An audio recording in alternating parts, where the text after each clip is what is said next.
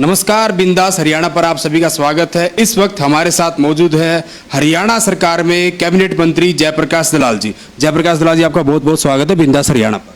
धन्यवाद जी।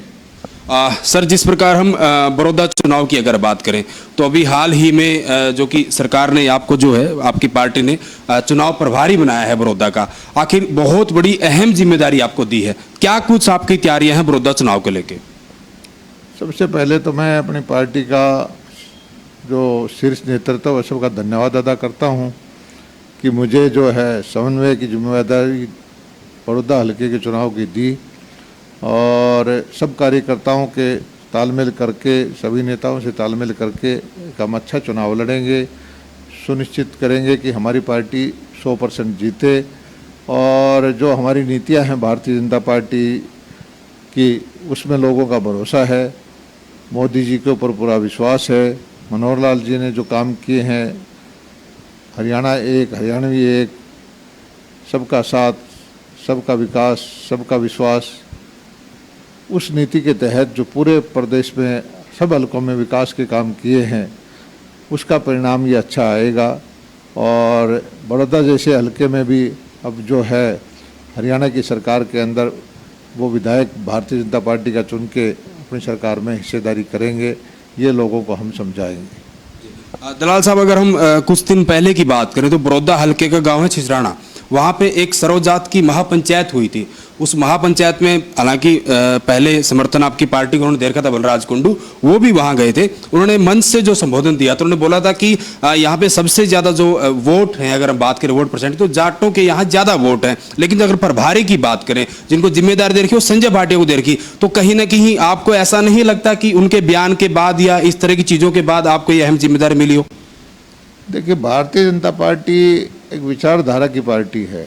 ना तो हम इलाकावाद की बात करते, ना क्षेत्रवाद की बात करते, ना जातवाद की बात करते, ना गोत्र की बरादरी की बात करते। ये जो राजनीति है, इनका वक्त हो चुका। बहुत सालों तक बहुत सारी पार्टियों ने परिवारवाद की राजनीति करके अपने परिवारों का राजसत्ता पे कब्जा करने के लिए लोगों की भावनाओं को भड़का के वोट लिए हैं। इससे देश का भला नहीं होता, इससे प्रदेश का भला भी नहीं होता। सब सर्व समाज के लोग जो हैं सब बराबर हैं और सब, हमारी तो नीति ये है कि हरियाणा एक, हरियाणवी एक, उसी के तहत हम जो काम कर रहे हैं। बाकी ये है कि इलेक्शन के दौरान जो विपक्षी पार्टियां हैं वो इस तरह की भावनाओं को भड़काएंगे, लोगों को बांटने की कोशिश करेंगे। हमारा काम बांटना नहीं है, हमारा काम जोड़ना है।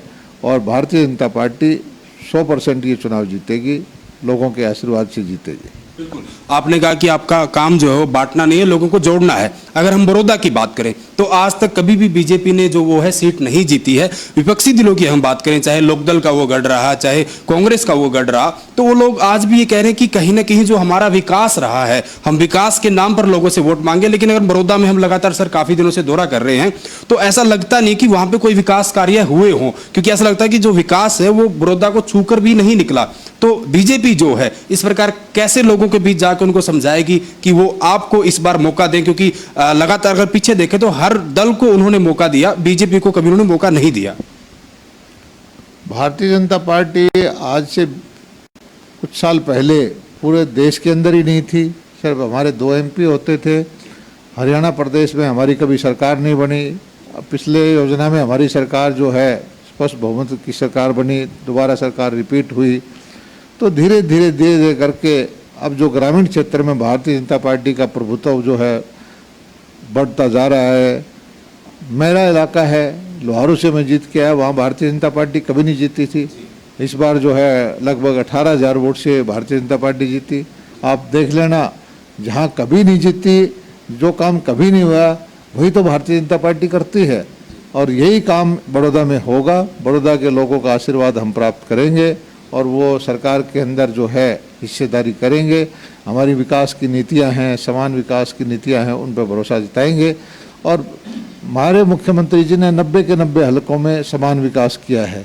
बड़ौदा में जो जो कमियां होंगी उनको दूर करेंगे। अभी कल ही 2 कॉलेज की जो है उनको तोहफा मिला है और वो कोई इलेक्शन की वजह से नहीं है, नीति की वजह से मिला है कि हर 15 किलोमीटर से ज़्यादा किसी बेटी को, बहन को जाना न पड़े तो उस नीति के तहत वो उनका हक बनता था 2 कॉलेज का, उनको मिल गया।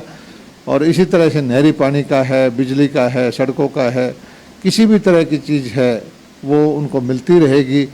और अब तो आने वाले वक्त में बड़ौदा के लोग जो है अपना नुमाइंदा भारतीय जनता पार्टी का चुन के सरकार के अंदर हिस्सेदारी करके अपना विकास खुद ही करवाएगी।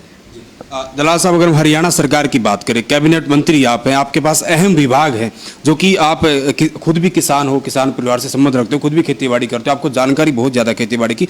आखिर जेपी दलाल के मन में ऐसा क्या कुछ है कि किसान को, क्योंकि किसान को मजबूत बनाने की बात हर कोई करता है, हर कोई किसान नेता अपने आप को कहता है कि कम लागत में ज़्यादा उत्पाद यानी कि किसान को फायदा हो, इस बारे में क्या कुछ जेपी दलाल जी का रोड मैप है किसानों को लेकर? जेपी दलाल का नहीं, हमारे प्रधानमंत्री आदरणीय श्री नरेंद्र मोदी जी का लक्ष्य है कि किसान की आमदनी को बढ़ाना है। भारत को अगर तरक्की करनी, पहुँचन करनी है, भारत की अर्थव्यवस्था को सुधारना है तो ग्रामीण क्षेत्र का विकास करना है, किसान की हालात को सुधारना है। और उसके लिए अब जो 20 लाख करोड़ का पैकेज दिया है, इसमें से अधिकांश जो है ग्रामीण क्षेत्र के लिए है, वो फार्म गेट प्रोसेसिंग के लिए है, पशुधन क्रेडिट कार्ड के लिए है, मछली पालन के लिए है, दूध के लिए प्रोसेसिंग प्लांट के लिए है। तो इस तरह के जो जितने गांव के अंदर रहने वाले हमारे बेरोजगार बच्चे हैं, किसान हैं, उनकी आमदनी बढ़ाने का लक्ष्य है। और किसान की आमदनी बढ़ाने के लिए उसको दूसरी गतिविधियों में जाना पड़ेगा, फसलों का विविधीकरण करना पड़ेगा, पशुपालन की तरफ ध्यान देना पड़ेगा, प्रोसेसिंग की यूनिट लगानी पड़ेगी और मछली पालन की तरफ ध्यान देना पड़ेगा, बागवानी की तरफ ध्यान देना पड़ेगा।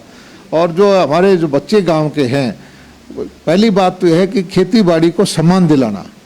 एक ज़माने में होता था उत्तम कृषि, मध्यम व्यापार, निकृष्ट नौकरी करें गवार, लेकिन अभी क्या है कि हम खुद किसान होते हुए अपने पैसे को छोटा मानते हैं, हीन मानते हैं।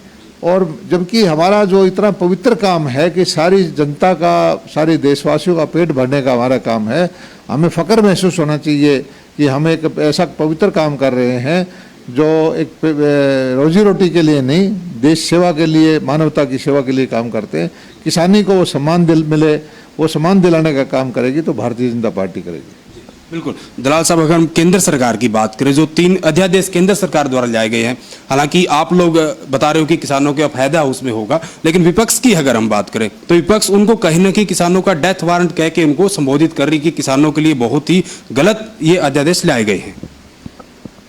वो अपने आप दुष्प्रचार कर रहे हैं कि ये मंडियां बंद हो जाएंगी, एमएसपी बंद हो जाएंगी, जिसे ऐसी कोई दूर दूर तक ऐसी कोई संभावना नहीं है। मंडियां हम और नहीं बढ़ाने जा रहे हैं, एमएसपी को हर साल हम बढ़ाने जा रहे हैं।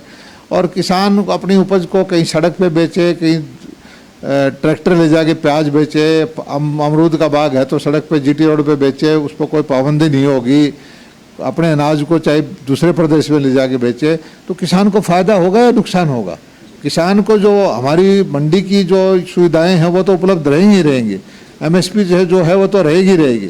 उसके अलावा जो छूट मिली है कि किसान को बेरोक टोक करके कहीं भी अपने उत्पादन को किसी भी रेट पर किसी भी आदमी को बेच सकता है, जिसकी मांग दशकों से थी वो मांग पूरी की है। और विपक्ष को ये लगता है कि ये इस योजना का परिणाम जो बहुत सुखद आएगा, सारे किसान मोदी जी के, भारतीय जनता पार्टी की नीतियों में विश्वास करेंगे, इसलिए वो भ्रामक प्रचार करते हैं।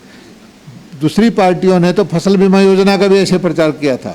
आज सारे किसान, हमने ऑप्शनल कर दिया है, सभी किसान बड़ी खुशी खुशी फसल बीमा योजना को ऑप्ट कर रहे हैं और करवा रहे हैं। तो और इन योजनाओं का विरोध कोई किसान नहीं कर रहा। किसान का अब भेष बना के कुछ दूसरी जो ताकतें हैं जिन्होंने अपनी अपनी राजनीतिक रोटियां सेकनी है वो करने हैं। आखिर में कुछ कार्यकर्ता तो दूसरी पार्टी के भी हैं, वो किसान के नाम से आंदोलन करते हैं, कभी मजदूर के नाम से आंदोलन करते हैं, कभी किसी के नाम से आंदोलन करते हैं। तो वो उनका काम है, वो करें, लेकिन जनता बड़ी समझदार है, वो सब समझती है, उसको पता है कि उसके हित जो है भारतीय जनता पार्टी के सरकार में सुरक्षित है। दलाल साहब, जैसे कि हरियाणा में गठबंधन की सरकार है, तो वही विपक्ष की बात फिर आ गई। उन गठबंधन यानी कि विपक्ष का ये कहना है कि गठबंधन की सरकार में 8-9 महीने के कार्यकाल में बड़े बड़े 8-9 घोटाले हुए हैं, उसमें से कुछ एक घोटाले आपके विभाग से भी हैं। हम चाहे धान घोटाले की बात करें, क्योंकि किसानों से जुड़ा मामला है, हम मंडियों में उस टाइम खरीद की बात करें, तो इस तरह के काफ़ी जो आरोप हैं वो विपक्ष द्वारा आप पर लगाए जा रहे हैं। अगर उनको कोई घोटाला लगता है हमारी सरकार में तो न्यायालय है, कोर्ट कचहरी है, आप PIL डालो, कुछ कार्रवाई करो।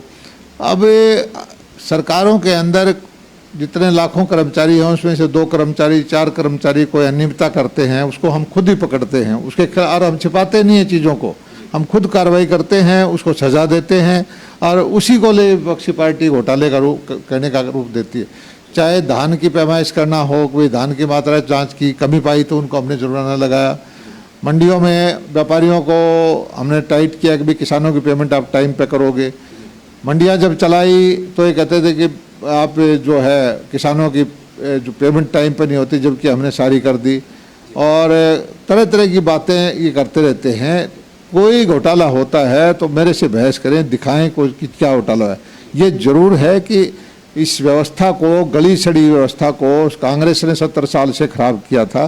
जो कुछ आदमी कानून की परवाह नहीं करते थे उनको सिखाया जा रहा है कि या तो आप कानून के हिसाब से काम करिए, नहीं तो आपको सजा मिलेगी। बिल्कुल, जो लोग कानून की परवाह नहीं करते थे उनको कानून सिखाया जा रहा है। दलाल साहब, आप लगातार बड़ौदा हल्के का दौरा कर रहे हैं। आपका जो जनता में आप समस्या सुनने गए थे, आपका वहाँ आक्रामक रूप देखने को मिला, हालांकि लोगों ने उसको काफी पसंद भी किया। आपने अधिकारियों को फटकार लगाते हुए कहा कि आप मालिक बनकर ना बैठे, आप जनता के नौकर हैं। यहाँ पे जनता मालिक है और आप लोग नौकर हो। ये आपका रूप काफी वहाँ पे लोगों को पसंद भी आया। नहीं, लोकतंत्र के अंदर सही मायने में लोकशाही में जनता ही मालिक है और इसका मकसद यही है कि जो भी किसान है, मजदूर है, गरीब आदमी, ग्रामीण क्षेत्र है, कानून का राज होना चाहिए, कानूनी हक उसको घर बैठे मिले।